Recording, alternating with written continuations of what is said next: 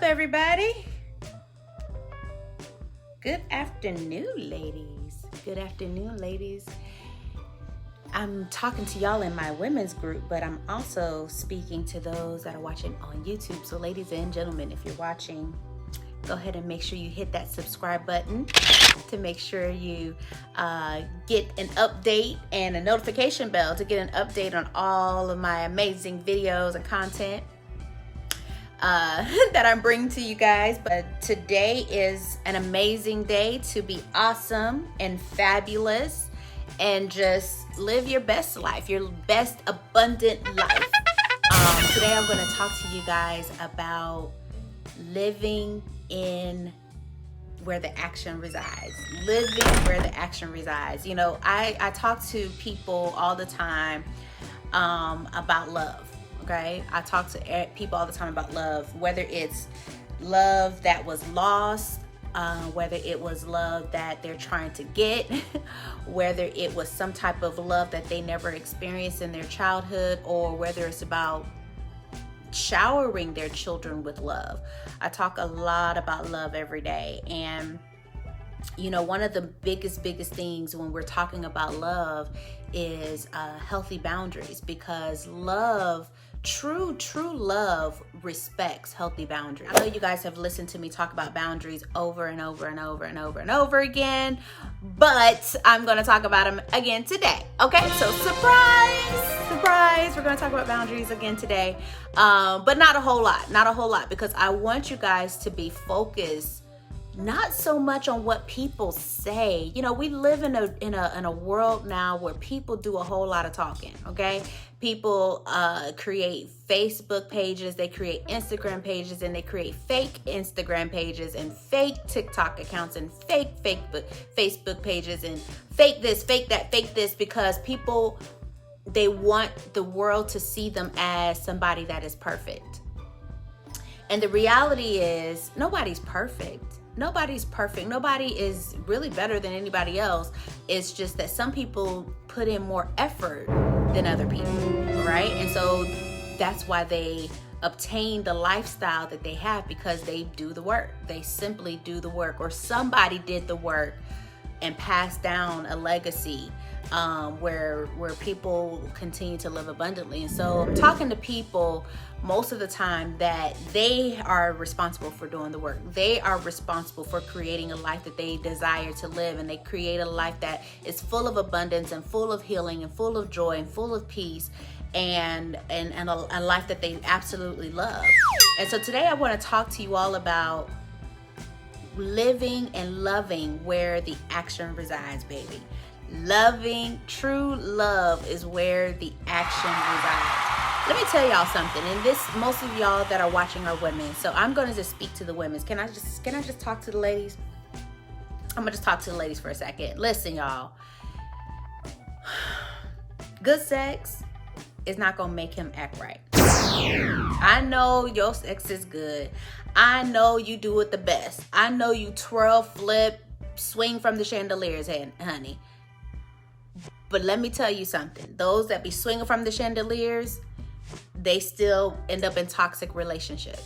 Okay, I'm gonna say that again, because sometimes people get it all twisted. They feel like somehow the toxicity of the relationship has to do with how they lay it down, how they put it down. The toxicity in the relationship is because, number one, someone doesn't have boundaries, and someone is not respectful of healthy boundaries. Okay, that's where toxicity enters, and that's how I was just thinking about love and what it truly is. Hey, Minister Taniqua. Yeah, so that's what we're talking about. We're talking about true love, and sometimes, you know, people feel like, oh, you know, the reason I'm in this mess is because I'm not giving him enough sexual pleasure. No, sis, that's not gonna get him to act right. That's not even gonna get you to act right. Okay, let's just be honest. That's not even gonna get you to act right. That's not the secret, y'all. Being a good woman is not gonna make him act right. Okay? We could go to all the wife classes, Read Proverbs 21 every single day of the week. Being a good woman is not going to make him act right. Okay? Great sex not going to make him act right. Being a good woman is not going to make him act right. Being a good cook, listen, everybody love to eat, but that ain't going to make him act right. He may act right while he eating that food, but he not going to act right because you're a great cook. Buying him things, trying to buy his love, that's not going to make him act right, sis. That's not going to make him act right. Just like buying you things ain't going to make you act right. It may make you act right in the moment, but if you truly have toxic behaviors and you do things that are just petty, okay, and immature, him buying you the world is not going to make you act right. Just like you buying him things is not going to make him act right. Supporting his dreams is not going to even make him act right. How many millionaires and billionaires y'all know their wife stood by them while he was doing stuff that he ain't had no business doing? So supporting his dreams is not going to make him act right. Let me tell y'all what's going to make this man act right. Okay? Let me tell y'all what's going to make him act right. When he decides he wants to act right. When he decides he's going to submit to God and be the man that God called him to be. That's the only thing that's going to make him act right. So stop with this fantasy or this illusion that you have what it takes to make this man act right. You don't. You don't. I will tell you this. I teach a class called What a Man Desperately Needs, right? And in this class, I talk about how women, what we desire, right? And what men desire. We speak different languages in terms of what makes us feel like a woman and what makes him feel like a man, right? And if he desires to be in a relationship and want to have a godly, healthy relationship, he has to first submit to God. And we've got to submit to God, right?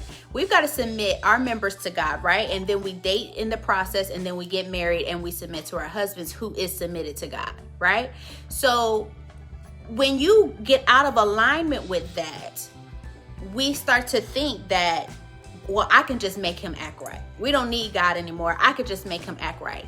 And my sisters, you are so mistaken, because you don't have enough power in you. You are not pretty enough to make him act right. I know you're gorgeous. You're absolutely drop dead gorgeous.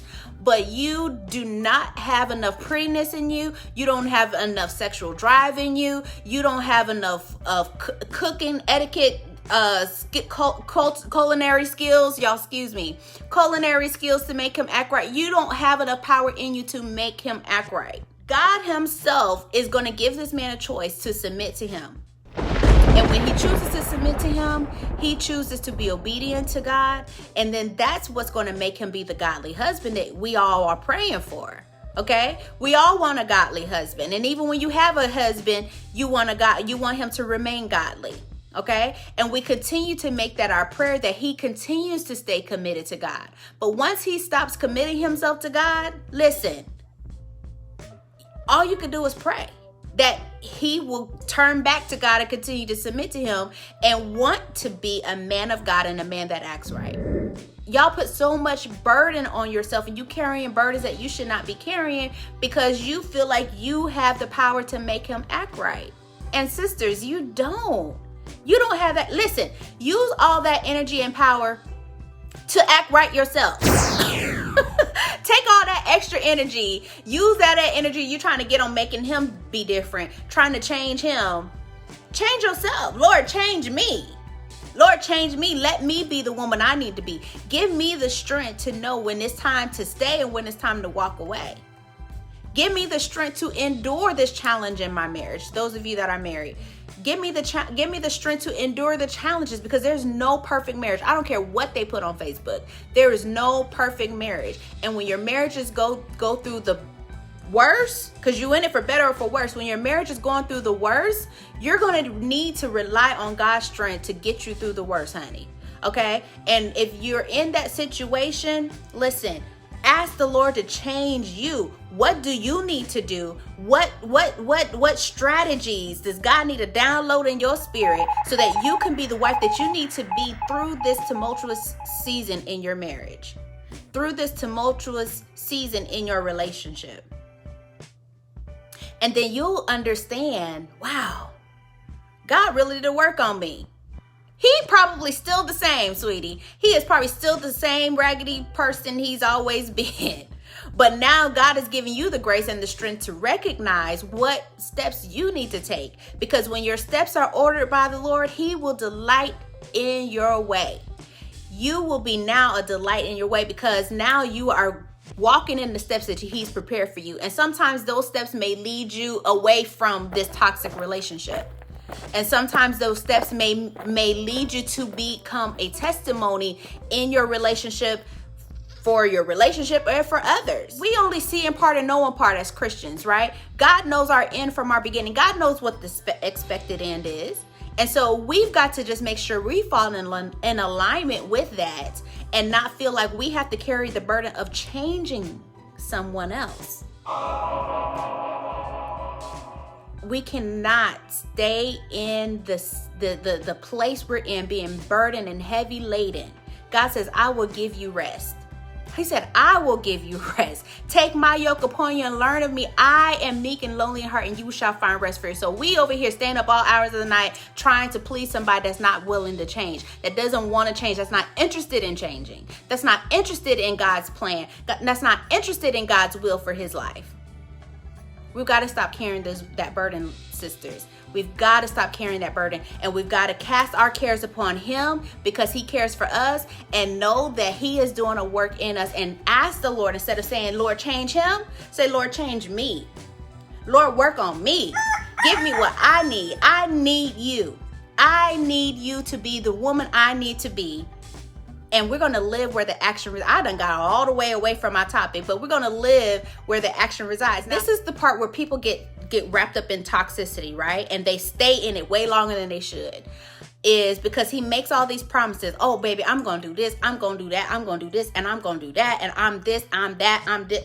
Listen, stop getting wrapped up in all these promises. Okay? Because you should be serving the promise keeper. Okay? God is the one that keeps his promises, right? Okay, so when we get wrapped up in the promises of people that have no actions behind it, we get disappointed and start getting mad at God. Well, God is like, well, he wasn't showing you nothing. He showed you absolutely nothing. He did not pursue you in the relationship. He did not do any of the things that showed you that he was a man of God in the relationship. But now you want me to step in and change him, and you got yourself in this situation in the first place. And God is saying, you should have been looking at the fruit. Okay? You should have been inspecting the fruit. You are required to be a fruit inspector. You're supposed to be looking at the fruit, checking out the fruit. Okay? The fruit is his actions. What is he doing to express to you that he's a man of God, that he knows how to treat you right, he knows how to act right, he knows how to behave, he has character, he has integrity, he has self-control, he exemplifies the fruit of the Spirit. Y'all not saying nothing to me. Y'all don't even know when to shout or something. I don't know. But what kind of fruit have you seen? And if you're not seeing any fruit, quit hanging on to these empty promises. If you're not seeing any fruit on that man's tree, stop hanging on to the empty promises, because the empty promises are going to be a complete disappointment and maybe even an embarrassment to you later down the line, because you have these high expectations for a mediocre man. Y'all don't even know when to shout. You with this mediocre, dusty man, and you have all these high expectations of him because of all these promises that he's never delivered on. So we got to stop. We've got to live where the action resides, baby. I don't care nothing about what you're saying right now. Show me what you made of. Show me what kind of man you are. Show me. Because if you can't show me, we're not here. You're not getting none of my time. You're not getting access to me. No access. Access denied. Access denied until you can show me some fruit. Until you can show me some consistency, access denied. Until you can show me your prayer life, access denied. Until you can show me how you treat your baby mama, access denied. Some of y'all know I talk to the baby mama. I said talk to the baby mama because she probably was a victim of what you're getting ready to go through. Y'all don't even know. Y'all don't even know. Listen, you have so many resources that you can find out about these people, and we fail to use them because we fall for the lies. I'm guilty. I'm guilty of it. I fell for lies before. I have. That's why I'm on here passionate to tell y'all don't fall for the lies. Listen, I've counseled people that fell for the lies. I've helped marriages that fell for lies together and they're trying to keep it together. Okay? I prayed in marriages. I prayed for people in marriages. I prayed for people in relationships that, yes, they fell for the fantasy, but now they really do love the person and they're like, okay, well, what do we do? Okay, well, let's put God in the middle. Let's make sure we saturate this relationship with holy living, with righteousness, and see what God can do. So y'all better live where the action resides, or you're gonna get your feelings hurt. I'm just saying. Live where the action resides. When you see some action, that's when you can start believing. Okay, well, okay, this is what we working with, but you don't see no action? Listen, deny the access, move on, next. And only entertain people that are showing you what you need to see, what you're looking for in the man of God that you want to give some time to. Okay? Stop wasting time with these dusty guys that don't got no kind of prayer life, that don't know how to treat a woman, that didn't have a great mom in their life, okay? Because their mom gonna tell you all the time she ain't got nothing to do with why he behaving that way. Well, who raised him? I want to talk to the person that raised him, because if you are not responsible or have no idea why he acted the way he acted, who raised him? Yup. Who raised him? Who raised them then? Because I need to talk to that person, because you're not helping me out right now. Again, y'all, live where the action resides. Love where the action is residing and where it's prevalent. Stop falling for these empty promises. Stop it. Just stop it. Just stop it. You're going to be disappointed, okay? You're going to be disappointed. If you're watching this on YouTube, make sure you subscribe and hit that notification bell to see when I'm coming back on. And again, y'all click like, click share. Share this video. Tag your girlfriends in this video because they need to see it, okay? All right, y'all. Have an amazing rest of your evening, and I will talk to y'all soon. Take care.